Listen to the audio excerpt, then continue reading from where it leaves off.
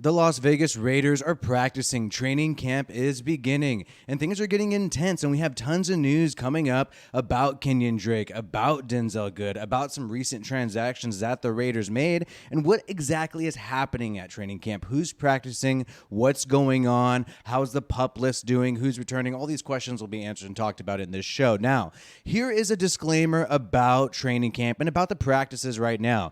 Keep in mind, they are not in full pads yet. They will not be in full pads until next week. The Raiders and their players will be practicing pretty much every day until Sunday, but no pads, just a lot of individual drills like Tashawn Reed is saying of The Athletic. No 11-on-11 session. So Josh McDaniels in his press conference earlier today basically said that, the competition hasn't really started yet, and next week we're really going to see what's going on. Right now, these people are still learning intellectually this playbook, this scheme, and all these types of things. Nothing too competitive yet, but still some interesting stuff on the way. So let's just take these observations lightly. We do know there are some observations that I'm going to point out a little bit later that would normally cause some drama, but I'm just adding this disclaimer. Let's take it a little bit lightly. So first things first is Kenyan Drake and Denzel Good are back. They are back and cleared to start camp, and that is great to hear. That is great to hear that these guys aren't going to miss any time, aren't going to miss any preseason games, regular season games, and Denzel Good in particular, him returning is great because that really solidifies the offensive line and in a lot of ways, and he can honestly start at guard. Keep in mind, prior to getting injured, he was considered a captain in a lot of ways for our offensive line. John Gruden said he was the oldest offensive lineman last year, and he seemed like a real pro's pro and a real leader, and unfortunately his season was cut short due to a torn ACL. Kenyan Drake had the ankle injury last year, and really when you think about Kenyan Drake and some of the traits he has, the pass catching abilities and things of that nature, it'd be really interesting to see how he does do in Josh McDaniels' scheme. And so that's great that he's ready to go. These two guys are going to be, practicing in that 11-on-11 next week, and it'll be very interesting to see where they're at. Could they be starters? These are two guys who you could just straight up see starting for this team. The running back position, you pretty much have two starting running backs most of the time, and I could really see Kenyan Drake just being the third down back. And one of the main pass catching backs, especially when we're out in the shotgun. So great to see these guys back. And Denzel Good also making some adjustments in a lot of ways with his contract. We knew he had about $3 million on his contract plus some guaranteed money this upcoming year. And the Raiders talked to him and got him to restructure. He restructured his contract, bringing the salary cap number down, and actually kind of gave away some money and turned it into incentives. There are some weight-based incentives that he could make this year instead of that $3 million base salary. So, this is just my opinion, and this is me thinking about what probably led to this. The Raiders probably asked him to do this and said, hey, because of some issues, because of the lack of playing time recently, maybe they said, hey, we can't really justify the salary, and we would love to keep you on the team, but we would want you to restructure, and if not, we might, send you on your way to go compete on other teams. I mean, that's probably what led to this restructure, because really a player would probably not do this type of restructure unless they were given an ultimatum where they're like, you know what, I want to stay on this team, so I'm basically going to take less cash and turn some of it into incentives. So interesting to see Denzel Good return and then also do the restructure at the same time. Looking like he's probably going to be a piece on the Raiders for this upcoming year. Some people are even wondering, hey, is this guy going to even be ready to go health-wise? And it looks like he will, and he really wants to be a Raider because he did take that restructure. So that's interesting. That's good to see. Now, we talked about this the other day. The pup list, physically unable to perform list. Basically, these people are injured. We don't know what's going to happen. We don't know how serious the injury is. We don't know if they're going to be on the team week 1, week 2, week 3, but they could return at any time. All these three players can return at any time: Jonathan Hankins, Bilal Nichols, and Trayvon Mullen. So these players are on the list, and if past August 23rd, if they are still on this list, they must sit out until week 5. So this is something that we're going to be continually monitoring. Josh McDaniels did not give much updates on it. Josh McDaniels, the way he does the press conference, he just blabbers, blah, blah, and doesn't really give away anything. I like it as a fan because I don't want people to know what we're doing, but I guess as a content creator, it's not always great. Either way, we'll see what happens with all three of these guys. And it's interesting to see us not really bring in too many defensive tackles. We talked about how maybe Adama Suh could be in the mix. Maybe somebody like Darius Philon, who's really seeking a job and did really well with the Raiders last year. Maybe he could be in the mix. Maybe the Raiders will add some more guys at defensive tackle since you got two people on the PUP list. Unless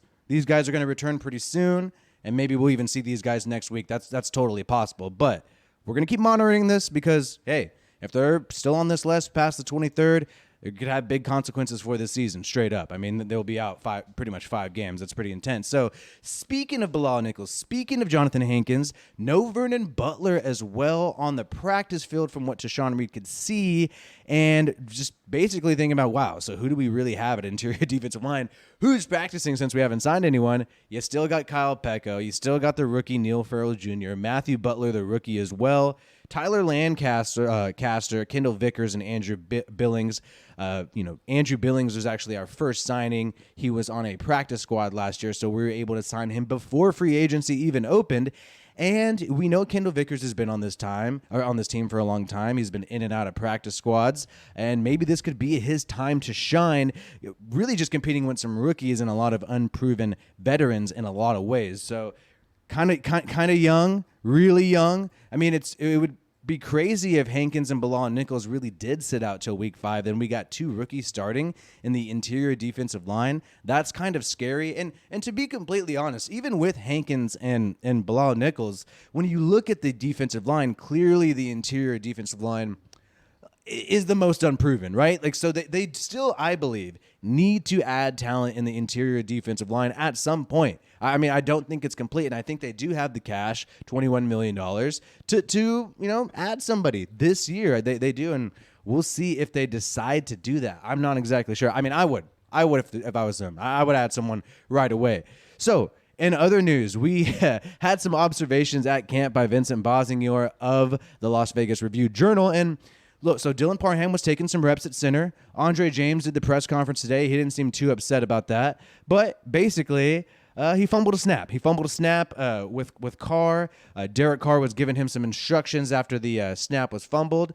So Carr's trying to teach the rookie some skills so he can maybe be a great center in the NFL one day. We know he played guard last year at Memphis, but Jason Kelce and a lot of people thought he'd be a great center. He played center at the Senior Bowl, and it's totally possible. I mean, I don't think he could beat out Andre James this year or anything like that, but Andre James will be making, I believe, $4 million next year and pretty much no dead money, so it wouldn't be like completely crazy to see Dylan Parham be the starting center next year or something like that. That doesn't sound completely out of the realm of possibility. And if anything, it seems like the Raiders are organizing themselves to prepare for that type of thing to happen. But you got to have depth at center anyways, so it looks as of right now, he's probably penciled in to at least be the backup center for this football team. So going to be great to see what happens there and if he can adjust, and maybe who knows what could even happen this year.